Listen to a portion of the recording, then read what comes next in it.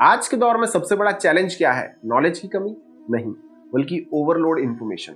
हर किसी के पास बहुत ज्यादा ज्ञान है और हर कोई ज्ञान बांट रहा है। कोई कहता है कि ये कर लो, कोई कहता है कि वो कर लो। रिजल्ट, हमारी सोच पूरी तरह से कंफ्यूज हो चुकी है कि आखिर करे तो करे क्या। लेकिन क्या आप जानते हैं कि श्री कृष्ण ने अर्जुन को इसी कंफ्यूजन से बाहर निकालने का एक सीक्रेट गीता जी के दूसरे अध्याय के श्लोक 53 में बताया था।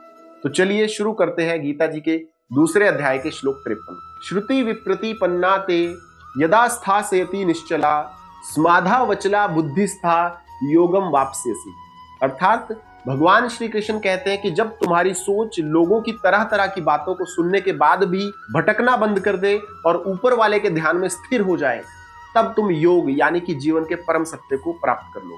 यहाँ श्रुति विप्रति पन्ना का मतलब है हमारी वो सोच जो दूसरों की बातें सुनकर भटक चुकी है। और श्री कृष्ण हमें यही समझा रहे हैं कि असली ज्ञान बाहर की बातों को सुनकर अपने मन को भटकाने में नहीं, बल्कि अपने अंदर की शांति में स्थिर रहने में। चलिए इस श्लोक के सार को एक कहानी के थ्रू समझाता हूँ। एक बार की बात है, एक युवक भगवान बुद्ध के पास गया और बोला कि भगवान, मैं बहुत उलझन में हूँ। कोई कहता है कि पूजा करो, कोई कहता है ध्यान करो, कोई कहता है सेवा करो, तो आखिर मैं करूं तो करूं क्या? तो भगवान बुद्ध ने उसे नदी के किनारे ले जाकर कहा कि इस नदी के पानी को देखो।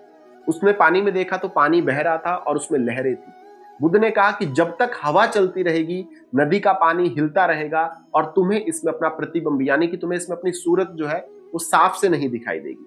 लेकिन जैसे ही हवा बंद होगी, पानी रुक जाएगा, तब तुम्हें सब कुछ साफ साफ दिखने लगेगा। तो यहाँ पर हवा के बंद होने का मतलब दुनिया की बातों के बंद होने से है कि जब तुम दुनिया की बातों पर गौर नहीं करोगे तो क्या करना चाहिए और क्या नहीं, इस चीज के रास्ते आपको खुद ब खुद समझ आना शुरू हो जाएंगे।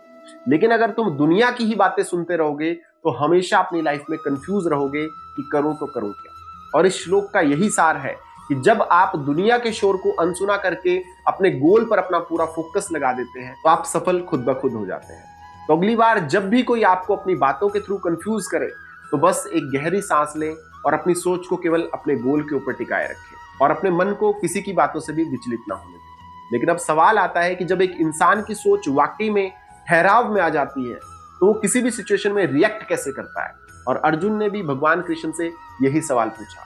तो इस सवाल का जवाब आपको अध्याय 2 के श्लोक 54 में मिलेगा। तो अगर आप भी उस जवाब को जानना चाहते हैं तो अभी हमारे चैनल ज्ञान के स्वास्थ्य को सब्सक्राइब कर लें। और अगर इस वीडियो से आपको कोई सीख मिली हो तो वीडियो को लाइक और शेयर जरूर करें ताकि औरों तक भी ये ज्ञान पहुंच सके। और कमेंट बॉक्स में दोस्तों जय श्री कृष्णा जरूर लिखें। तो आज की वीडियो में इतना ही। अब जल्द मिलेंगे हमारे अगली वीडियो में गीता जी के दूसरे अध्याय के श्लोक 54 के साथ। तब तक के लिए जय श्री कृष्ण।